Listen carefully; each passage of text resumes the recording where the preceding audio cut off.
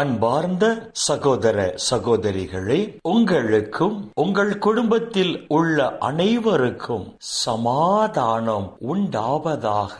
ஆமென். அன்பார்ந்த சகோதர சகோதரிகளே, இன்றைய நாளின் தியானத்திற்காக நாம் எடுத்துக்கொண்ட இறை வார்த்தை புனித மத்தேயு எழுதிய நற்செய்தி 22ஆம் அதிகாரம் 14வது இறை வார்த்தை. இவ்வாறு அழைப்பு பெற்றவர்கள் பலர், ஆனால் தேர்ந்து கொள்ளப்பட்டவர்களோ சிலர் என்று இந்த இறை வார்த்தைகள் நமக்கு சொல்லுகின்றன. விண்ணக ராஜ்யத்தின் விருந்தில் பங்கு பெற அழைப்பு பெற்ற மக்கள் அநேகம் பேர், ஆனால் விண்ணக ராஜ்யத்தின் விருந்தில் பங்கு பெற தேர்ந்தெடுக்கப்பட்ட மக்களோ சிலர் என்று இந்த இறை வார்த்தைகள் நமக்கு சொல்லுகின்றன. ஏன் அழைப்பு பெற்ற அத்துணை மக்களும் தேர்ந்தெடுக்கப்படவில்லை என்றால், விண்ணக ராஜ்யத்தின் விருந்தில் பங்கு பெற அழைப்பு பெற்ற அத்துணை மக்களும் அந்த அழைப்புக்கேற்ற பரிசுத்தமான வாழ்க்கை வாழாததால், அந்த அழைப்புக்கேற்ற நீதிமான்களாக நல்ல கனி தருகிற மரமாக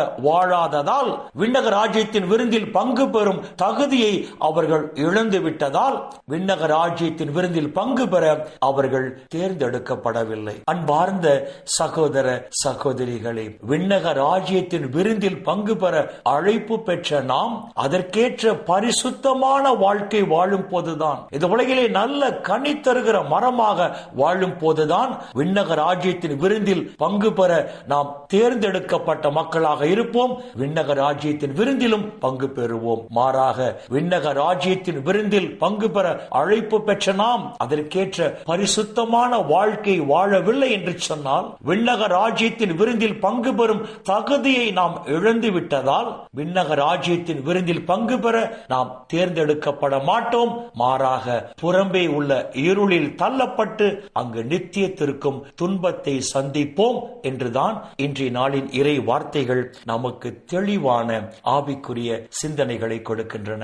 அன்பார்ந்த சகோதர சகோதரிகளே, விண்ணக விருந்தில் பங்கு பெற அழைப்பு பெற்ற மக்களாக நாம் இருப்பதால், வரப்போகிற நாட்களில் அந்த அழைப்புக்கேற்ற பரிசுத்தமான வாழ்க்கை வாழ்வோம். அந்த அழைப்புக்கேற்ற நீதிமான்களாக வாழ்வோம். அந்த அழைப்புக்கு ஏற்ற நல்ல கனி தருகிற மரமாக வாழ்வோம். அப்பொழுது விண்ணக ராஜ்யத்தின் விருந்தில் பங்கு பெற நாம் தேர்ந்தெடுக்கப்பட்டு அந்த விண்ணக ராஜ்யத்தின் விருந்திலும் நாம் பங்கு பெற்று நித்தியத்திற்கும் மகிழ்ந்திருப்போம். இந்த இறை சிந்தனைகளோடு நாம் ஜெபத்திற்குள் கடந்து செல்வோம். எங்களை நேசிக்கிற நல்ல பிதாவே, அப்பா, இந்த உலகில் இன்னும் ஒரு நாளை நீர் எங்களுக்கு சேர்த்து தந்தீரே, உமக்கு நன்றி சொல்லுகிறோம். இந்த நாளிலும் யார் விண்ணக ராஜ்யத்தின் விருந்தில் பங்கு பெறுவார்கள், யார் விண்ணக ராஜ்யத்தின் விருந்தில் பங்கு பெறாமல் புறம்பே தள்ளப்படுவார்கள் என்று சொல்லி உம்முடைய உயிருள்ள வார்த்தைகள் வாயிலாக எங்களுக்கு எடுத்து சொன்னீரே, அப்பா,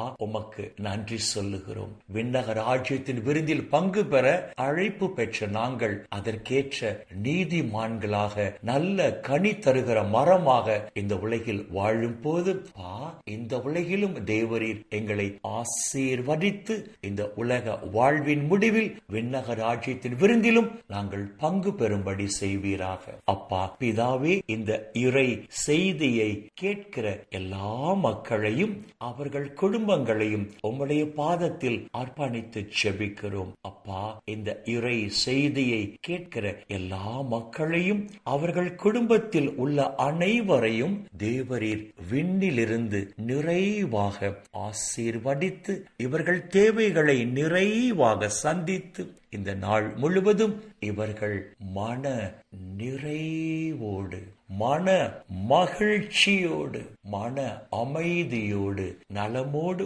வாழ கிருபை செய்வீராக. இயேசுவின் பரிசுத்த நாமத்தில் ஜெபிக்கிறோம் நல்ல பிதாவே. ஆமேன், ஆமேன், ஆமேன்.